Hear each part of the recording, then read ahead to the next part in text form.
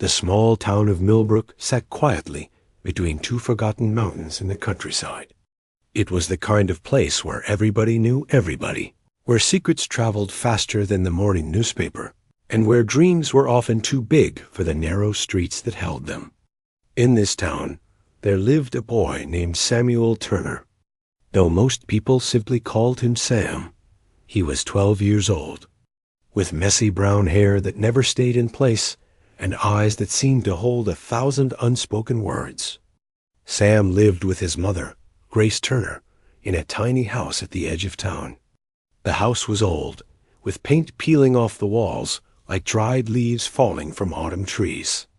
The roof leaked when it rained, and during winter, the cold wind found its way through every crack and corner. But despite all this, Grace kept their home clean and filled with love. She worked 2 jobs to make ends meet. During the day, she cleaned houses for wealthy families in the town. At night, she washed dishes at a small restaurant near the highway. Sam understood their situation, even at his young age. He never asked for toys or new clothes. He wore hand-me-downs from church donations and shoes that were often one size too big or too small. Other children at school sometimes laughed at him. They pointed at his worn-out backpack and the holes in his socks. But Sam never complained. He knew his mother was doing everything she could. What the other children did not know, what the whole town did not know, was that Sam carried a secret inside his heart. It was a secret that burned brighter than any flame, a dream that refused to die no matter how hard life pushed against it. Sam loved music. Not just any music, but the piano. He was completely and utterly in love with the sound of piano keys dancing together to create something beautiful. This love began when Sam was only 5 years old. His mother had taken him to clean the house of Mrs. Henderson, a wealthy widow who lived in the biggest mansion in Millbrook. While Grace scrubbed the floors and dusted the furniture, little Sam wandered into the living room and saw it for the first time. A grand piano stood there like a sleeping giant, black and shiny, with keys that looked like they were smiling at him. Sam had never seen anything so beautiful in his entire life. He walked toward it slowly, his small feet barely making a sound on the wooden floor. When he reached the piano, he lifted his tiny hand and pressed one key. The sound that came out was magical. It filled the room and wrapped around him like a warm blanket. From that moment, something changed inside Sam. He did not know it then, but his life had found its purpose. Mrs. Henderson found him standing there, staring at the piano with wonder in his eyes. Instead of being angry, she smiled. She was a kind woman who had lost her own son many years ago. Seeing Sam's fascination with the piano touched something deep in her heart. She sat down on the bench and played a short melody for him. Sam watched her fingers move across the keys as if they were dancing. His mouth fell open, and tears rolled down his cheeks without him even realizing it. From that day forward, whenever Grace came to clean Mrs. Henderson's house, the old woman would let Sam sit with her at the piano. She taught him the basics. She showed him where to place his fingers, how to read simple notes, and how to feel the music instead of just playing it. Sam learned faster than anyone Mrs. Henderson had ever seen. It was as if he was born to play the piano, as if the music had been waiting inside him all along, just looking for a way to come out. But happiness in Sam's life never lasted long. When Sam was 8 years old, Mrs. Henderson passed away peacefully in her sleep. The mansion was sold, and the new owners had no interest in a poor cleaning woman or her son. Sam lost his teacher, his piano, and the only place where he felt truly alive. The pain was almost too much to bear. He cried for days, hiding his tears from his mother so she would not worry. Grace noticed the change in her son. She saw how the light in his eyes had dimmed, how he no longer hummed melodies while doing his homework, how he stared out the window as if searching for something that was no longer there. It broke her heart. She wished she could buy him a piano but she could barely afford food and rent. A piano was a dream that belonged to another world, a world they were not allowed to enter. But Sam did not give up on music. He found other ways to keep his dream alive. He borrowed books about music from the school library and studied them until the pages became worn and soft. He drew a paper keyboard and practiced finger movements on it every night before bed. He closed his eyes and imagined the sounds, playing entire songs in his mind. It was not the same as playing a real piano, but it was something. It kept the fire burning inside him. The school in Millbrook had an old piano in the music room. It was dusty and out of tune, and most of the students ignored it completely. But for Sam, it was a treasure. He started waking up an hour early every morning, just so he could sneak into the music room before classes began. The school janitor, Mr. Williams, noticed Sam coming in every day. At first, he thought the boy was up to no good. But when he heard the music coming from the room, he understood. Mr. Williams had a son who had died in a car accident years ago. That son had loved music too. So instead of reporting Sam, Mr. Williams kept his secret. He even started leaving the music room door unlocked every morning. Those early morning hours became Sam's sanctuary. He taught himself songs by listening to recordings on an old cassette player he found at a garage sale. He practiced scales and chords until his fingers ached. He made mistakes, many mistakes, but he never stopped trying. Every wrong note was a lesson. Every difficult passage was a mountain to climb.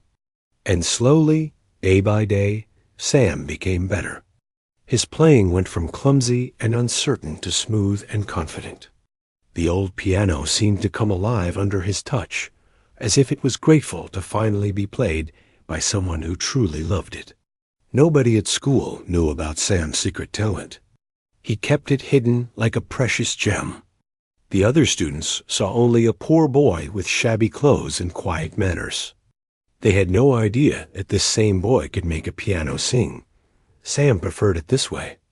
Music was his private world, his escape from the harsh realities of life. He was not ready to share it with anyone who might not understand. But life has a strange way of pushing secrets into the light.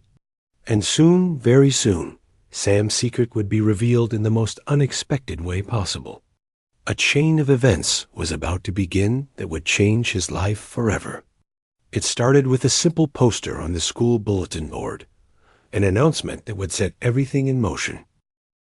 The poster appeared on a Monday morning in early spring. It was bright yellow with bold black letters that announced the annual Millbrook Talent Show.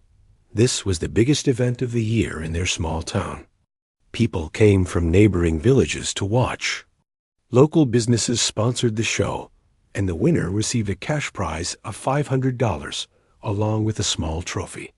But more importantly, winning the talent show meant respect. It meant being seen as somebody special in a town where being ordinary was the norm. Sam stood in front of the poster for a long time. His heart beat faster as he read every word. The show was open to all ages. Anyone could perform anything. Singing, dancing, magic tricks, comedy acts, anything at all. And right there at the bottom of the poster, in smaller letters, it said that a grand piano would be provided for any musical performances. A real grand piano. The words seemed to glow in front of Sam's eyes. For days, Sam could think of nothing else. The idea of performing on a real grand piano in front of a real audience was both thrilling and terrifying. He had never played for anyone except himself, and long ago, for Mrs. Henderson. The thought of standing on a stage with hundreds of eyes watching him made his stomach twist into knots. What if he made mistakes? What if people laughed at him? What if he embarrassed his mother? But another voice inside him spoke louder. This was his chance. This might be his only chance to show the world what he could do. The $500 prize could help his mother pay the bills. It could buy her a few weeks of rest from her exhausting work. And beyond the money, there was something else. Sam wanted to prove that being poor did not mean being worthless. He wanted to show everyone that beautiful things could come from the most unexpected places. Sam decided to enter the talent show. He did not tell his mother. He did not tell anyone. He simply wrote his name on the sign-up sheet that hung next to the poster. His hand trembled as he wrote, but he forced himself to finish. Samuel Turner. Piano performance. Those 4 words changed everything. The talent show was scheduled for the last Saturday of May. That gave Sam exactly 7 weeks to prepare. He threw himself into practice with a dedication that bordered on obsession. He woke up even earlier, arriving at the school music room before the sun was fully up. He stayed after school, hiding in the room until the building was empty. Mr. Williams, the janitor, continued to keep his secret. He even brought Sam sandwiches sometimes. Knowing the boy often skipped lunch to save money. Sam chose to play a piece called Clair de Lune by a composer named Claude Debussy. He had heard it once on the radio at the restaurant where his mother worked. The melody had stopped him in his tracks. It was the most beautiful thing he had ever heard, like moonlight turned into music, like sadness and hope dancing together in perfect harmony. He knew immediately that this was the piece he wanted to play. This was the song that would tell his story without words. Learning Clair de Lune was the hardest thing Sam had ever done. The piece was meant for advanced pianists, not a self-taught 12-year-old boy who had never taken a single formal lesson. But Sam refused to give up. He found sheet music at the library and copied it by hand since he could not afford to make photocopies. He listened to recordings of famous pianists playing the piece, rewinding and replaying sections hundreds of times until he understood every note, every pause, every subtle change in volume. His fingers ached. His back hurt from sitting on the hard piano bench for hours. Sometimes he became so frustrated that tears streamed down his face. There were moments when he wanted to quit, when the dream seemed too big and too impossible for a poor kid from the wrong side of town. But every time he felt like giving up, he thought of his mother. He thought of her tired eyes and her rough hands. He thought of how she smiled even when life was hard, how she never complained about their struggles, how she always told him that he could be anything he wanted to be. Those thoughts gave Sam strength. He pushed through the frustration and the pain. Day by day, week by week, the music began to take shape under his fingers. The clumsy notes became smooth. The awkward pauses became graceful. The old-school piano seemed to understand what Sam was trying to create, and it responded to his touch with warmth and beauty. Meanwhile, life continued around him. At school, Sam remained invisible.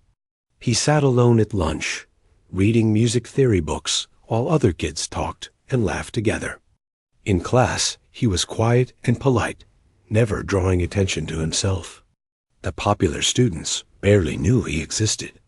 To them, he was just the poor kid with the patched jeans and the packed lunch of dry bread and leftover vegetables. The cruelest among them was a boy named Marcus Blackwell. Marcus was everything Sam was not. His father owned the biggest car dealership in 3 counties. His mother was the president of the Millbrook Women's Club. Marcus wore designer clothes and new sneakers that cost more than Grace Turner earned in a month. He was handsome and confident, with a smile that charmed teachers and intimidated classmates in equal measure. Marcus had also signed up for the talent show. He was going to sing a pop song while his friend played guitar. Everyone expected him to win.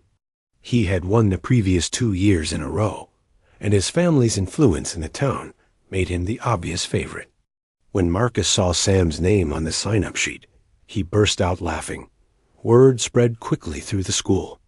Samuel Turner, the poor kid who smelled like old clothes and cheap soap, had signed up to play piano at the talent show. The news was treated as a joke. Students whispered and giggled in the hallways. Some pointed at Sam and made cruel comments about how he probably could not even afford to look at a piano, let alone play one. Sam heard the whispers. He saw the pointing fingers. But he kept his head down and said nothing. One afternoon, Marcus cornered Sam behind the school building. His group of friends stood around them in a circle, blocking any escape. Marcus stepped close to Sam, so close that Sam could smell his expensive cologne. Marcus asked Sam if he really thought he could play piano. He said it with a smirk on his face, making air quotes around the wordplay. His friends laughed. Marcus continued, saying that the talent show was for real talent, not for charity cases who wanted attention. He told Sam to save himself the embarrassment and drop out before he humiliated himself and his pathetic mother. Something sparked inside Sam at those words. His mother was many things. She was tired. She was overworked. She was struggling. But she was not pathetic. She was the strongest person Sam knew. She was his hero. And nobody, especially not some rich bully who had never worked a day in his life, had the right to call her pathetic. Sam looked up and met Marcus's eyes directly. He spoke quietly but firmly. He said he was not dropping out. He said he was going to perform, and there was nothing Marcus or anyone else could do about it. Then he turned and walked away, leaving Marcus and his friends stunned. That night, Sam practiced until his fingers were raw. The encounter with Marcus had lit a fire inside him that burned hotter than ever before. He was no longer just playing for himself or for his mother. He was playing for every poor kid who had ever been laughed at, every underdog who had ever been told they were not good enough, every dreamer who had been pushed down by those who had more money and more power. The weeks passed quickly. Spring turned warmer, and the town began preparing for the talent show. Workers set up a stage in the town square. Posters appeared in every shop window. Local radio stations talked about the event. It was going to be the biggest talent show in Millbrook's history. Sam's secret practice continued. He had almost perfected Clair de Lune. The piece flowed from his fingers like water flowing down a mountain stream. Every note was in its place. Every emotion was perfectly expressed. Even Mr. Williams, who had never cared much for classical music, found himself standing outside the music room door with tears in his eyes as he listened to Sam play. The day of the talent show was approaching fast. Sam had not told his mother about his participation. He planned to surprise her. He had secretly saved enough money from collecting aluminum cans to buy her a ticket. She deserved to see her son shine. She deserved to know that all her sacrifices had not been in vain. But as the big day drew near, Sam felt fear creeping into his heart. The audience would be filled with people who looked down on him. Marcus and his friends would be there, waiting for him to fail. The whole town would be watching. And Sam had never performed for more than one person in his entire life. Could he really do this? Could a poor kid with no formal training really walk onto that stage and play a piece meant for masters? Doubt whispered in his ear like a cold wind. But somewhere deeper, in a place where his true self lived, a small voice answered back. Yes, yes, he could. And yes, he would. The morning of the talent show arrived with clear skies and a gentle breeze that carried the scent of blooming flowers through the town. Millbrook had transformed into a festival ground. Colorful banners hung from lampposts. Food vendors set up their carts along the main street. Families walked together toward the town square, dressed in their Sunday best, carrying lawn chairs and picnic blankets. The excitement was thick in the air, like electricity, before a storm got Sam woke before dawn. He lay in his small bed, staring at the ceiling, listening to his heart pound against his ribs. Today was the day. In just a few hours, he would walk onto that stage and play before hundreds of strangers. The thought made him feel like he might be sick. He got out of bed quietly, so as not to wake his mother. She had worked late the night before and desperately needed rest. Sam put on his cleanest clothes, a white shirt that was slightly yellowed with age and black pants that were a bit too short at the ankles. He tried to flatten his messy hair with water, but it refused to cooperate. Looking at himself in the cracked bathroom mirror, Sam felt a wave of doubt wash over him. He did not look like someone who should be on a stage. He looked like exactly what he was, a poor boy pretending to be something more, but he pushed the doubt aside. He had come too far to turn back now. He had spent 7 weeks preparing for this moment. Every early morning practice, every late-night session, every sore finger and aching muscle had led to this day. He owed it to himself to see it through. Sam left the house before his mother woke up. On the kitchen table, he left a note saying he had gone to help Mr. Williams with some work at the school. It was a small lie, but necessary. He would explain everything later, after the performance. He hoped she would understand. Walking through the quiet morning streets, Sam made his way to the town square. The stage was already set up, a wooden platform raised several feet above the ground, with red curtains on either side. Workers were doing final checks on the sound system and adjusting the lighting. And there, in the center of the stage, stood the grand piano. Sam stopped walking. His breath caught in his throat. The piano was magnificent. It was much larger and more beautiful than the one Mrs. Henderson had owned. Its black surface shone like a mirror, reflecting the morning sunlight in brilliant streaks. The keys were pristine white and black, waiting to be touched. Sam had never seen anything so perfect in his entire life. He wanted desperately to climb onto that stage and play. He wanted to feel those keys under his fingers, to hear the rich sound that only a grand piano could produce. But workers were still bustling around, and he did not want to draw attention to himself. So he stood there at the edge of the square, watching and waiting, imagining the music he would create in just a few hours. As the morning progressed, people began arriving in large numbers. Families claimed their spots on the grass in front of the stage. Children ran around playing games, while parents chatted with neighbors. Local politicians arrived, shaking hands and smiling for photographs. The mayor himself was present, a round man with a red face and a booming laugh that could be heard from across the square. Sam noticed the wealthy, families taking their reserved seats in the front rows. These were the Blackwells and the Hendersons and the Whitfields, the families who ran Millbrook and always had. Marcus Blackwell sat with his parents, looking confident and relaxed. He wore an expensive suit and had his hair styled perfectly. When he saw Sam standing at the back of the crowd, he smirked and whispered something to his father. His father glanced at Sam, then shook his head and laughed. The hurt stung, but Sam refused to let it show on his face. He found a spot at the very back of the crowd, behind the lawn chairs and picnic blankets, where he could watch without being noticed. He counted the acts listed on the program. There were 18 performers in total. Marcus was scheduled to perform 12th. Sam was dead last, the final act of the show. The hours passed slowly. The sun climbed higher into the sky, and the air grew warm. Sam watched act after act take the stage. A little girl in a pink dress sang a nursery rhyme. A group of teenagers performed a hip-hop dance routine. An elderly man did magic tricks with cards and coins. A woman read poetry she had written herself. Each performer was met with polite applause from the audience. Sam barely paid attention to most of the acts.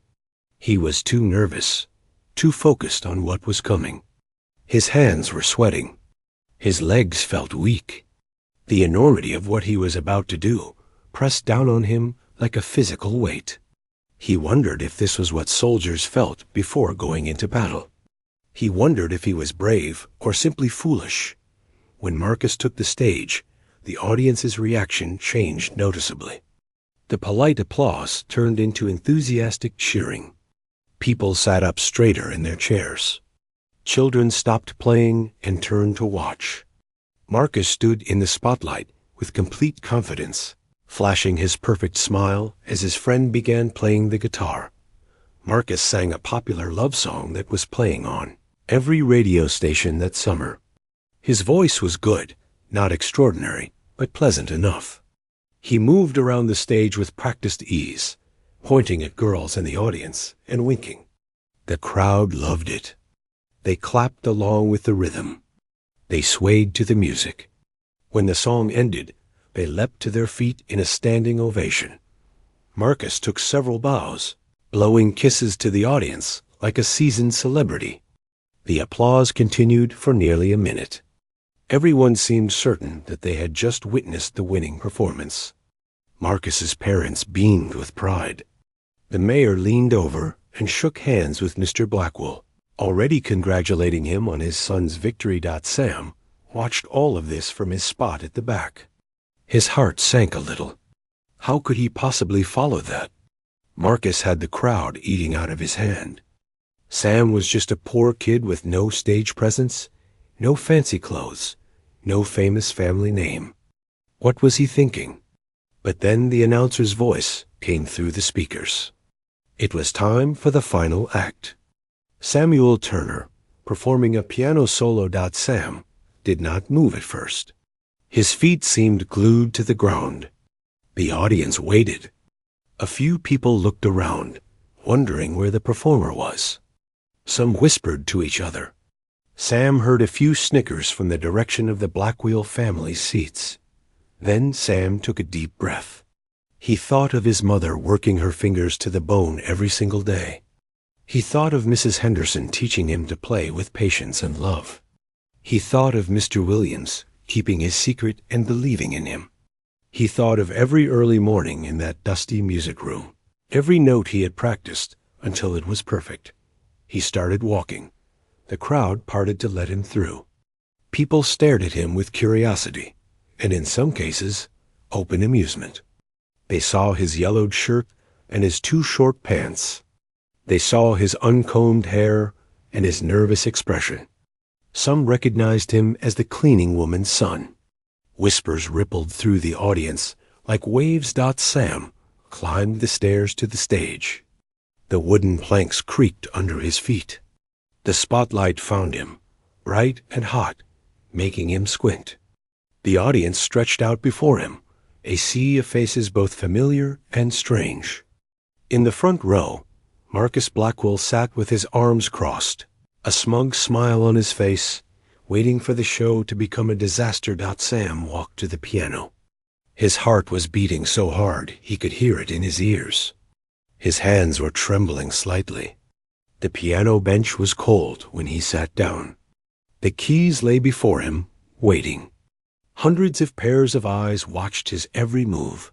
From somewhere in the crowd, a man's voice called out, asking if the kid even knew how to play. Laughter erupted. More voices joined in. Someone suggested that Sam had wandered onto the stage by mistake. Another voice mockingly asked if he needed help finding the keys. The laughter grew louder. Crueler. Sam sat there, absorbing the ridicule. For one terrible moment, he considered running. He could leap off the stage and disappear into the crowd. He could go home and pretend this had never happened. No one would blame him. He was just a poor kid who had reached too far above his station. But then, in the chaos of the crowd, Sam saw a single figure standing at the very back of the audience. It was his mother. She had found his note suspicious and followed him into town. She stood there in her old dress, with her tired eyes and work-worn hands, watching her son with a mixture of confusion and hope. Their eyes met across the distance. Grace Turner did not know what was happening. She did not know why her son was sitting at a grand piano in front of the whole town. But she trusted him. Her expression said it all. She believed in him. Sam turned back to the piano. The laughter faded into background noise. The cruel voices became distant echoes. There was only the piano now. There were only the black and white keys waiting for his touch. There was only the music that had been building inside him for 7 long years. He raised his hands. The audience fell silent, curious despite their mockery. Sam placed his fingers on the keys, and then he began to play. The first notes of Clair de Lune floated from the piano like drops of liquid moonlight.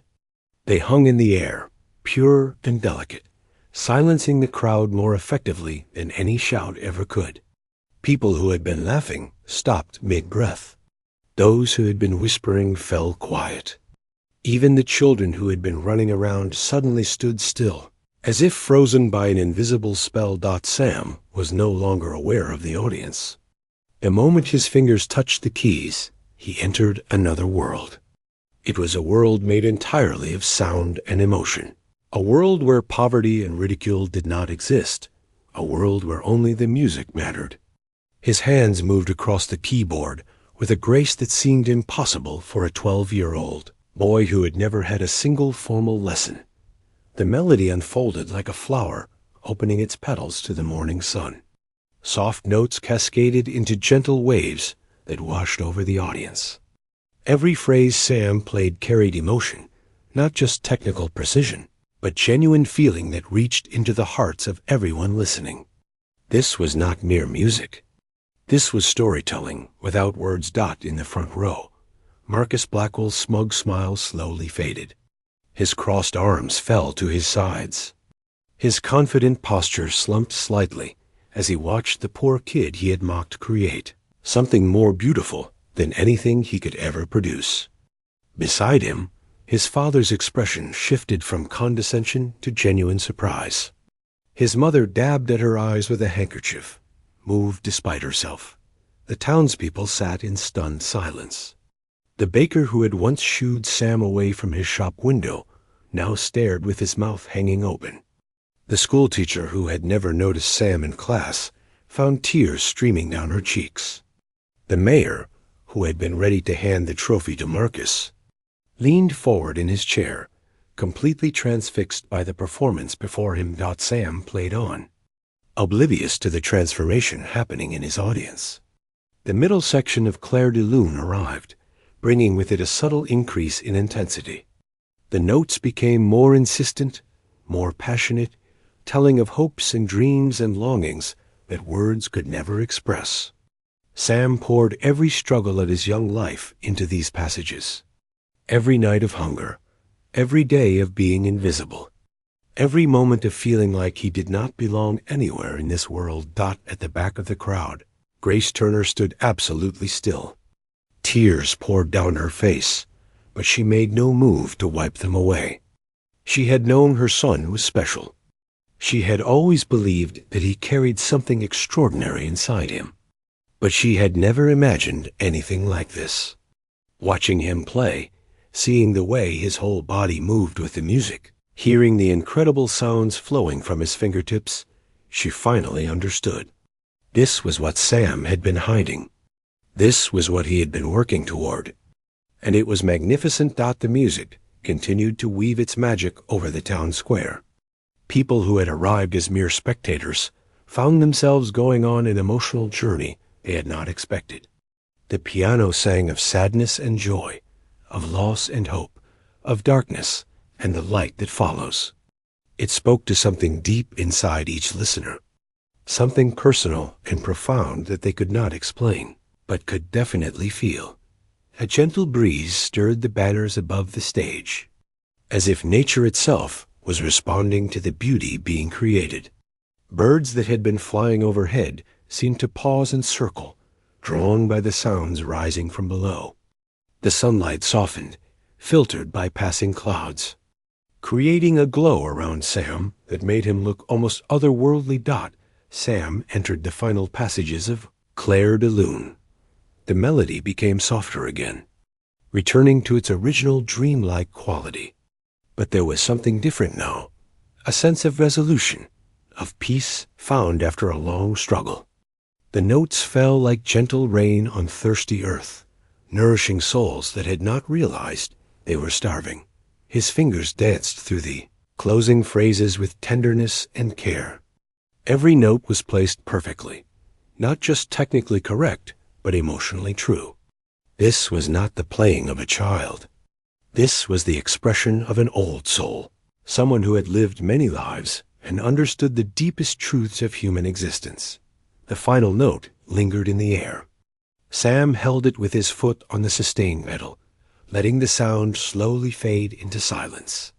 He kept his hands hovering above the keys for a moment, as if unwilling to break the connection with the instrument that had allowed him to share his heart with the world. Then, slowly, he lowered his hands to his lap. He raised his head and looked out at the audience for the first time since he had started playing. Complete silence greeted him. Not a single person moved. Not a single voice spoke. The town square, which had been buzzing with activity all day, was now as quiet as a church at midnight. For one terrible second, Sam thought he had failed. He thought the silence meant disappointment, that the audience had expected something more, and he had not delivered. But then he saw the faces in the crowd.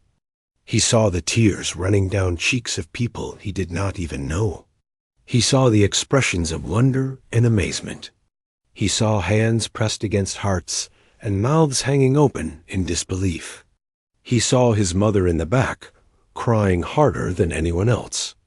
Pride radiating from her despite the tears. The silence broke like a dam, bursting.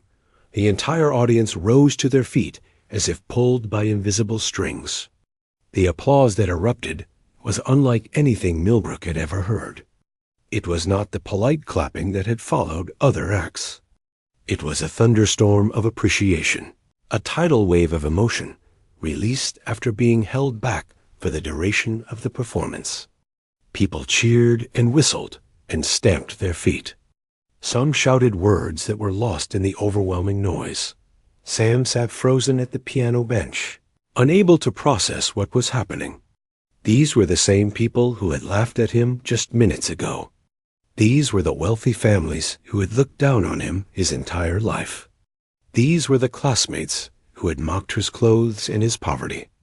And now they were all standing, all applauding, all looking at him with something he had never seen directed his way before. Respect. The applause continued for what felt like an eternity. Sam did not know what to do. He had never experienced anything like this. He stood up slowly, his legs shaky, and gave a small bow. The audience responded with even louder cheering. Someone in the crowd started chanting his name, and others joined in. The sound of hundreds of voices calling out "Samuel, Samuel, Samuel" echoed across the town square. In the front row, Marcus Blackwell clapped along with everyone else. He had no choice. To do otherwise would make him look petty and jealous. But his eyes told a different story. The confidence that had always defined him was shaken. For the first time in his life, he had been completely and utterly outperformed. Not by another wealthy kid with expensive lessons, but by the poor boy he had bullied and mocked. The mayor stepped onto the stage, his face flushed with excitement. He walked to where Sam stood and placed a hand on the boy's shoulder. Without even consulting with the judges, without going through the formality of discussing the other performances, he made an announcement. The winner of the annual Millbrook Talent Show was Samuel Turner. A fresh wave of applause crashed over the crowd. Sam stood there in disbelief. He had won. He had actually won. The trophy was pressed into his trembling hands. An envelope containing $500 was placed beside it. Cameras flashed. People called his name. The whole world seemed to spin around him in a blur of light and sound. Through the chaos, Sam searched for one face. His eyes found his mother pushing through the crowd toward the stage. People who had never given Grace Turner a second glance were now stepping aside for her, making way for the mother of the boy who had just amazed them all. Grace climbed the stage stairs, her worn shoes clicking on the wooden planks, and pulled her son into her arms. Mother and son held each other as the crowd continued to cheer. Grace whispered into Sam's ear, telling him how proud she was. telling him that he had always been her greatest treasure, telling him that she had always known he was destined for something special. Sam buried his face in her shoulder and let his own tears flow, releasing all the fear and tension he had been carrying for weeks. The afternoon sun began its descent toward the horizon, casting long shadows across the town square. But for Sam and Grace Turner, it felt like the dawn of a new life. Nothing would ever be the same again. The days following the talent show were like nothing Sam or his mother had ever experienced. Word of his performance spread beyond Millbrook like fire catching dry grass. People who had not been at the talent show heard about the poor boy who played piano like an angel. Local newspapers picked up the story. A reporter from the regional television station drove 2 hours just to interview Sam and his mother in their tiny, run-down house. Sam found the sudden attention overwhelming. He was a quiet boy by nature, more comfortable alone with his music than surrounded by strangers asking questions. But he understood that this attention might lead to opportunities, so he did his best to be polite and cooperative. He answered questions about his self-taught journey, about Mrs. Henderson, who had first shown him the piano, about the years of practicing on the old-school instrument before dawn. The interview aired on the evening news, and suddenly, Sam was not just a local story anymore. The clip was shared on social media. People from all over the state, then all over the country, began watching the video of his talent show performance that someone had recorded on their phone. Comments poured in from strangers expressing amazement, asking how a child with no formal training could play with such depth and emotion. In Millbrook, Sam's life transformed overnight. The same classmates who had ignored him or mocked him now wanted to be his friends. They asked him to sit with them at lunch. They invited him to parties he had never known existed. Girls who had never looked at him before now smiled and giggled when he walked past. It was a strange experience, being popular after a lifetime of invisibility. Sam handled the change with grace that surprised even himself. He did not become arrogant or boastful. He did not seek revenge on those who had treated him badly. He simply remained the quiet, kind boy he had always been, except now he had a talent that the world recognized. He continued to practice every day, determined to improve even further. The attention had not changed his core identity. He was still the same Sam, who found his truest self at the piano. Marcus Blackwell took the change hardest of all. He could not accept that a poor kid had defeated him on his home turf. In the hallways of school, Marcus avoided eye contact with Sam. His usual swagger was diminished. His group of friends seemed less devoted than before, many of them now openly admiring Sam's talent. The crown Marcus had worn for so long as the golden boy of Millbrook was slipping, and he did not know how to handle it. 2 weeks after the talent show, an unexpected visitor came to the Turner household. A sleek black car pulled up in front of their shabby little house, looking as out of place as a diamond in a pile of rocks. A woman stepped out, elegantly dressed in a designer suit with pearls around her neck and expensive sunglasses covering her eyes. She looked at the house with an expression that mixed curiosity with mild distaste, then walked to the front door and knocked. Grace answered, still wearing her cleaning clothes from work. She looked at the wealthy stranger with suspicion, assuming this was another reporter or perhaps someone from the bank about the late mortgage payments. But the woman introduced herself as Victoria Chase, the director of admissions for the Pemberton Academy of Music, one of the most prestigious music schools in the entire country. Victoria had seen the video of Sam's performance. She had watched it several times, not quite believing what she was seeing.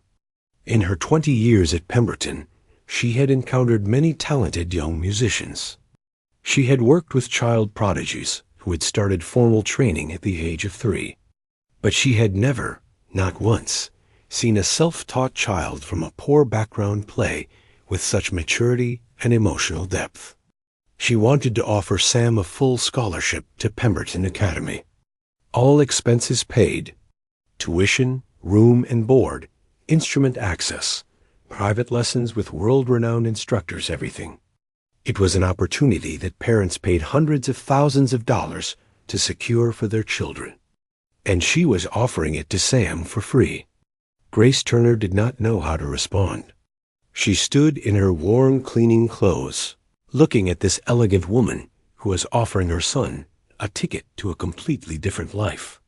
Part of her wanted to accept immediately, to grab this chance with both hands before it disappeared. But another part was afraid. Pemberton was far away. Sam would have to leave home, leave her, leave everything familiar. He was only 12 years old. Was he ready for such a dramatic change? Victoria seemed to understand Grace's hesitation. She did not push or pressure. She simply left her business card and said she would return in a week to hear their decision. As she walked back to her car, she turned and looked at Sam, who had been watching silently from the corner of the room. She told him that talent like his came along perhaps once in a generation. She said it would be a tragedy to let it go undeveloped. Then she got in her car and drove away, leaving behind a family whose lives had just been turned upside down once again. That night, mother and son sat at their small kitchen table and talked until the early hours of the morning. Grace asked Sam what he wanted, not what he thought he should do, not what would be practical, but what his heart truly desired. It was the first time she had ever asked him such a question, and Sam took a long time to answer. He said he wanted to become a real pianist. He wanted to learn everything there was to learn about music. He wanted to play in concert halls and make audiences feel the way he had made the people of Millbrook feel. He wanted to honor Mrs. Henderson's memory by becoming the musician she had always believed he could be. But he also did not want to leave his mother alone. She was everything to him. How could he go off to some fancy school and leave her to struggle by herself? Grace took her son's hands in her own. Her eyes were wet with tears, but she was smiling. She told him that the greatest gift a mother could receive was seeing her child fulfill his potential. She told him that his happiness was her happiness. She promised that she would be fine, that she would work hard and take care of herself, and that she would be waiting for him whenever he came home to visit. She told him to chase his dream with everything he had. Sam hugged his mother tightly. The decision was made. He would accept the scholarship to Pemberton Academy. He would leave Millbrook and enter a world he had only ever imagined. He would become the pianist he was meant to be. The week passed quickly. Victoria Chase returned as promised, and papers were signed. The school year at Millbrook ended, and Sam said goodbye to Mr. Williams, the janitor who had kept his secret and believed in him. The old man gave Sam a small gift, a keychain in the shape of a piano that he had bought at a dollar store. It was nothing expensive, but Sam treasured it more than any fancy present could have meant. On the morning of his departure, the whole town seemed to come out to say farewell. People who had never spoken to Sam before now shook his hand and wished him well. Former classmates promised to follow his career. Even some of the wealthy families who had looked down on the Turners showed up, forced by changing public opinion to acknowledge Sam's talent. Only Marcus Blackwell was notably absent. Grace walked her son to the bus station. She had wanted to accompany him all the way to Pemberton, but she could not afford to miss work.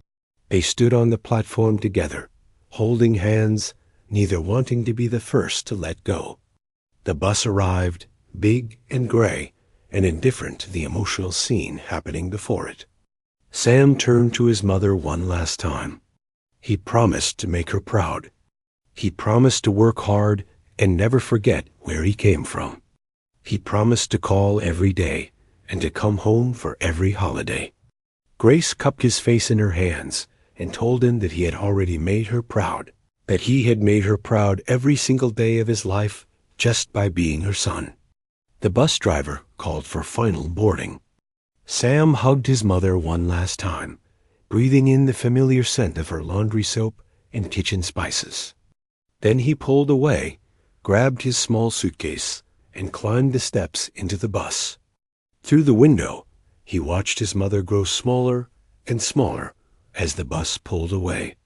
She stood there waving until she was just a tiny dot on the horizon, then disappeared entirely as the bus turned a corner. Sam sat back in his seat, his heart heavy with the pain of separation, but light with the hope of what was to come. The journey to his new life had begun. Pemberton Academy of Music sat on a sprawling campus that looked more like a palace than a school. Grand buildings with tall columns and arched windows lined perfectly manicured lawns. Fountains sprayed water into the air, creating rainbows in the afternoon sunlight. Students walked along stone pathways, carrying instrument cases, their laughter and chatter filling the air. With youthful energy, Sam stepped off the bus with his small suitcase and stood frozen, overwhelmed by the grandeur before him. This was a world he had only seen in movies. The buildings were larger than anything in Millbrook. The students wore clothes that cost more than his mother earned in a month. Even the trees seemed more elegant, their branches trimmed with precision and care. For a moment, the old familiar doubt crept back into Sam's heart. What was he doing here? He did not belong in this place. He was just a poor kid from a forgotten town who happened to be able to play the piano. These students had probably been training since before they could walk. They had famous parents and expensive instruments and a lifetime of privilege. How could he possibly compete with them? But Sam forced himself to take a breath and move forward. He had not come this far to give up at the first sight of difficulty. His mother believed in him. Mrs. Henderson had believed in him. Mr. Williams had believed in him. Now it was time to believe in himself. The first weeks at Pemberton were brutal. Sam discovered very quickly that natural talent, no matter how extraordinary, was only the starting point. The school demanded excellence in every aspect of music. Technical precision, theoretical knowledge, historical understanding, sight-reading ability, ensemble playing, all of these were expected at the highest level. Sam found himself struggling to keep up with students who had been studying formally for most of their lives. His classmates came from backgrounds he could hardly imagine. There was Isabella, whose mother was a famous opera singer in Vienna. There was Chun Wei, whose family owned one of the largest music production companies in Asia. There was Theodore, whose great-grandfather had been a renowned composer whose works were still performed in concert halls around the world. These children had grown up surrounded by music and privilege. They had attended elite prep schools and summer programs at prestigious conservatories. And then there was Sam, the scholarship kid, the boy from nowhere with no pedigree and no connections. Some students looked at him with curiosity, having heard about his viral video and humble origins. Others treated him with open disdain, viewing him as an interloper who did not deserve to walk the same halls as them. But Sam did not let the judgments of others define his experience. He threw himself into his studies with the same dedication he had shown during those early morning practice sessions in Millbrook. While other students relaxed on weekends, Sam spent extra hours in the practice rooms. While they attended parties and social events, he stayed behind to work on pieces that challenged him. He was determined to earn his place through hard work, not just rest on the talent that had gotten him there. His private instructor was a man named Professor Heinrich Müller, a legendary pianist from Germany who had performed at the world's greatest concert halls before a hand. Injury ended his playing career. Professor Müller was known for his harsh criticism and demanding standards. Many students crumbled under his expectations. But when he heard Sam play for the first time, something changed in his stern expression. The professor saw in Sam what Victoria Chase had seen, a rare and genuine connection to music that could not be taught. Technical skills could be developed. Knowledge could be acquired. But that deep, almost spiritual relationship with the piano. That was something a musician either had or did not have. And Sam had it in abundance. Professor Mueller became Sam's mentor, pushing him harder than any other student, while also nurturing his unique gifts. Their lessons were intense, sometimes lasting for hours as they worked through difficult passages again and again until every note was perfect. The professor introduced Sam to a vast repertoire of classical works, from Bach to Brahms, from Chopin to Rachmaninoff. He taught Sam not just how to play the notes, but how to understand the composer's intentions, how to bring historical context and emotional truth to every performance. Months passed. Sam grew both as a musician and as a person. He made friends among his classmates, finding that many of them were not as arrogant as they first appeared. Isabella, the opera singer's daughter, became one of his closest companions. She had grown up in a world of pressure and expectation, constantly compared to her famous mother, and she understood Sam's struggle to prove himself in a different way. They practiced together, studied together, and supported each other through difficult times. Sam called his mother every day, just as he had promised. Grace would tell him about life in Millbrook, about Mrs. Patterson's new cat, about the leaky roof that still had not been fixed, about the new cleaning job she had taken at the church. Sam would share his experiences at Pemberton, though he often left out the harder parts so as not to worry her. Their conversations were brief, limited by the cost of long-distance calls, but they were a lifeline that kept Sam connected to home. The first year at Pemberton flew by, and soon Sam was preparing for the annual spring recital. Every student was required to perform a solo piece, and the entire academy would be in attendance. This was the event where reputations were made or broken, where future stars were discovered and lesser talents quietly redirected to other careers. Sam knew that this performance would determine whether he was truly accepted at Pemberton or forever seen as an outsider who got lucky with a viral video. He chose to play Chopin's Ballade No. 1 in G minor, one of the most challenging pieces in the piano repertoire. It was a bold, perhaps reckless choice for a student who had been at the academy for less than a year. But Sam felt a connection to this piece that he could not explain. The ballade told a story of struggle and triumph, of despair and hope, themes that resonated deeply with his own life journey. Professor Mueller initially tried to discourage the choice, worried that Sam was not ready for such a demanding work. But when Sam played the piece for him, showing how much he had already internalized its emotional landscape, the professor changed his mind.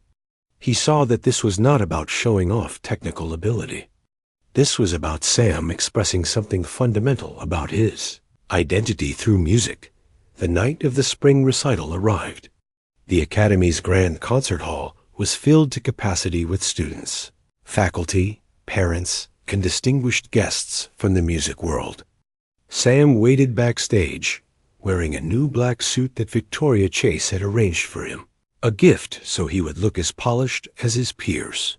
He listened to the other performers, each one technically flawless, each one drawing appreciative applause from the audience. Isabella performed just before Sam, singing an aria with her powerful soprano voice that left the audience stunned. As she walked off stage, she gave Sam a hug and whispered words of encouragement. Then his name was called, and he walked into the bright lights of the concert hall.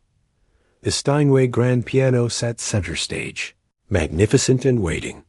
Sam had played many fine instruments during his time at Pemberton, but this one was special, a concert grand worth more than many houses. He sat down at the bench, adjusted his position, and looked out at the audience for just a moment. Somewhere in that sea of faces was the future he was fighting for. Then he began to play. The Chopin Ballade poured from his fingers, like a story being told by a master narrator. The opening notes were tender and questioning, setting up the emotional journey to come. Sam played with a maturity that seemed impossible for a boy his age, interpreting the complex passages with insight and sensitivity that drew the audience. Into the music's spell dot, as the piece built toward its climactic moments, Sam gave everything he had. His whole body moved with the music. His fingers flew across the keys in cascades of notes that seemed to defy human capability. The technical demands of the piece were immense, but Sam met them with apparent ease, while never losing sight of the emotional content. The audience listened in rapt silence, barely breathing. Many of them had heard this ballade performed by the greatest pianists in the world. Yet something about Sam's interpretation felt fresh and authentic, as if they were hearing the piece for the first time. There was a raw honesty in his playing that came from real lived experience, from a boy who had known struggle and poverty and isolation, who had fought against tremendous odds just to have this moment on this stage. When the final chord rang out and faded into silence, Sam lifted his hands from the keys. For a moment, nothing happened. Then the concert hall erupted in applause that was somehow even more thunderous than what Sam had experienced at the Millbrook Talent Show. People were on their feet, cheering and shouting. Some were openly crying. Even the faculty members, normally reserved and critical, were standing and clapping with genuine enthusiasm. Sam rose and bowed, overwhelmed by the response. He had done it. He had proven that he belonged here, that his talent was not a fluke, that he had earned his place among the best young musicians in the country. As he walked off stage, Professor Mueller was waiting for him. The stern old man, who rarely showed emotion, had tears in his eyes. He placed his hands on Sam's shoulders and spoke quietly. 10 years passed like pages turning in a fast-moving book. Sam graduated from Pemberton Academy at the top of his class and went on to study at the most prestigious conservatory in Europe. He won international competitions that had launched the careers of legendary pianists.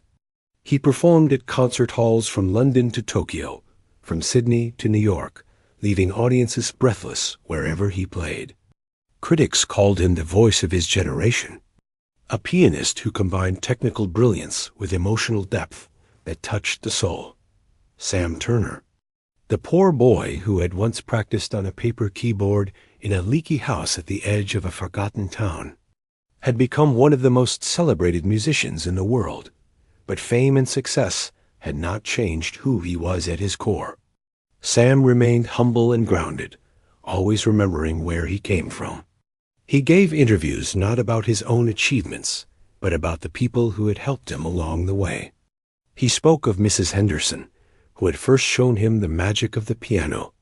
He spoke of Mr. Williams, the janitor who had kept his secret and let him practice in the school music room before dawn.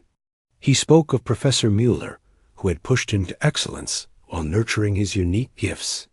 And always, he spoke of his mother, Grace Turner, who had sacrificed everything so that her son could have a chance at his dreams. Grace no longer worked as a cleaning woman. Sam had made sure of that. As soon as he started earning money from his performances, he had moved his mother out of the tiny house with the leaky roof and into a comfortable home in a quiet neighborhood. She had protested at first, saying she did not need anything fancy, that she was happy just knowing her son was doing well. But Sam had insisted. He wanted to give her the peace and comfort she had been denied for so long. He wanted her to rest and enjoy life instead of working herself to exhaustion every single day. Now, on a cool autumn evening, Sam was preparing for the most important performance of his career.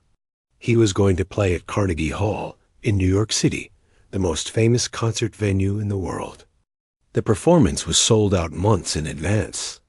Music lovers from around the globe had flown in just to hear him play. Critics were calling it the event of the year. But what made this night truly special was something the public did not know. Sam had planned a surprise. He had arranged for a very specific person to be in the audience, seated in the front row, hidden among the glittering crowd of wealthy patrons and music elite. Grace Turner sat in her seat, dressed in a beautiful gown that Sam had bought for her. She looked around at the magnificent hall with its red velvet seats and golden trim. At the grand chandeliers hanging from the ceiling like frozen waterfalls of light. At the thousands of people filling every corner of the vast space. Her hands trembled slightly.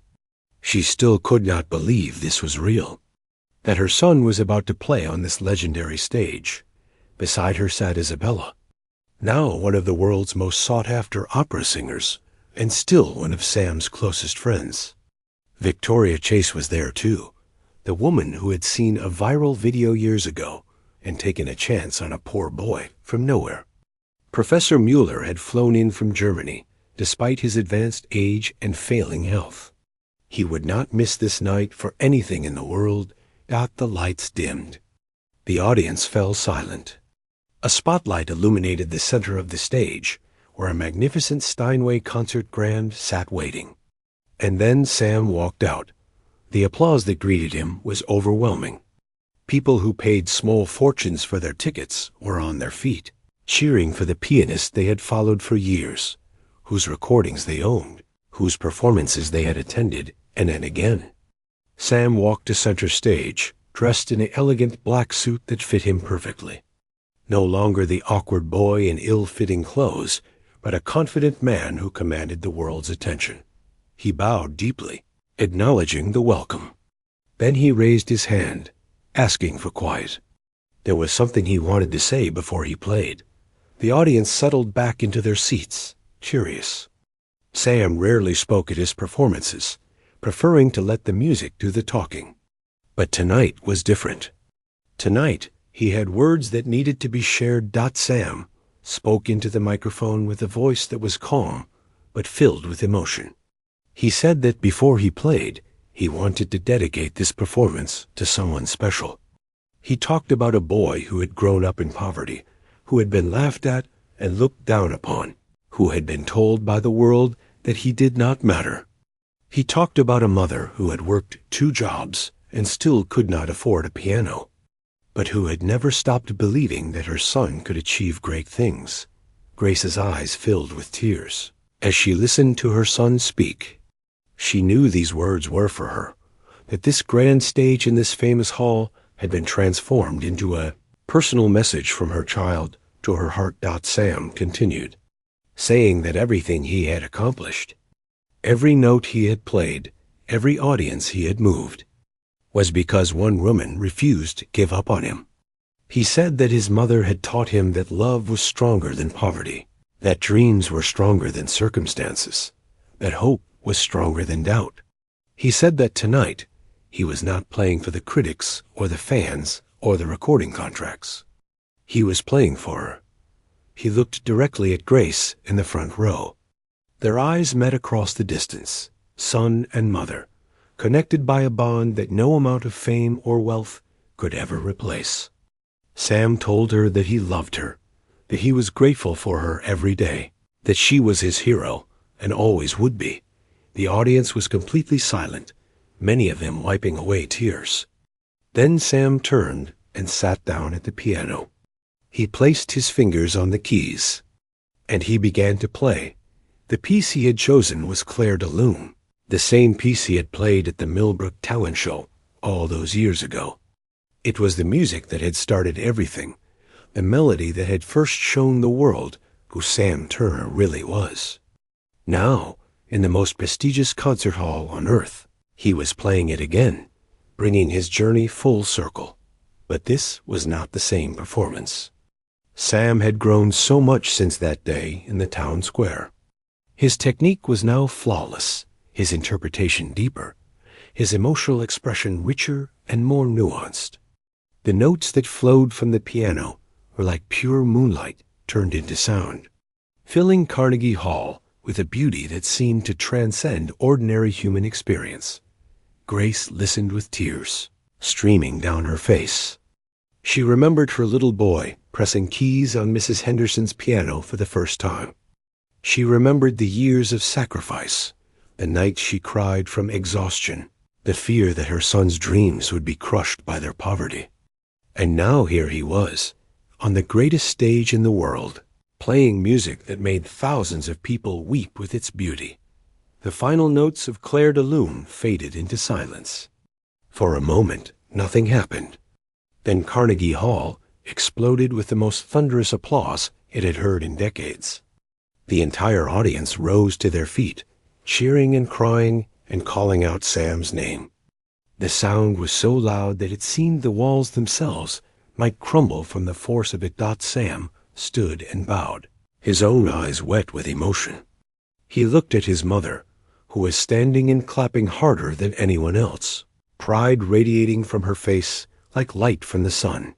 He left the piano and walked to the edge of the stage, then stepped down and made his way to where Grace stood. The audience watched in stunned silence as the world-famous pianist walked through them, paying no attention to the wealthy patrons and distinguished guests, heading straight for a simply dressed woman who still had traces of a hard life etched into her hands and face.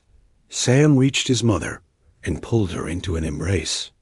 Grace held her son tightly, the boy she had raised alone through poverty and struggle, who had grown into a man the whole world admired. The audience, understanding what they were witnessing, began to applaud again, this time for the mother whose love and sacrifice had made everything possible. Sam whispered into his mother's ear, thanking her for believing in him when no one else did. He thanked her for working so hard so he could chase his dreams. He thanked her for being the best mother any son could ever have. Grace could only nod, too overwhelmed with emotion to speak. The evening continued with more performances, more applause, more celebration. But for Sam and Grace, the rest of the night passed in a beautiful blur. What mattered had already happened. A son had honored his mother. A dream had been fulfilled. A journey from poverty to greatness had come to its most triumphant moment. Later that night, as they walked together through the streets of New York City, Sam and Grace talked about the old days. They laughed about the leaky roof and the 2 small shoes and the lunches of dry bread and vegetables. They remembered Mrs. Henderson and Mr. Williams and all the people who had shown kindness along the way. And they looked forward to the future, a future that once seemed impossible, but now stretched before them, full of promise and possibility. Sam Turner, the poor kid who had approached the stage while the audience laughed, had played the piano beyond their wildest dreams. He had proven that talent knows no economic class, that greatness can emerge from the humblest circumstances, that a mother's love combined with a child's determination can overcome any obstacle the world puts in their way. His story would be told for generations to come.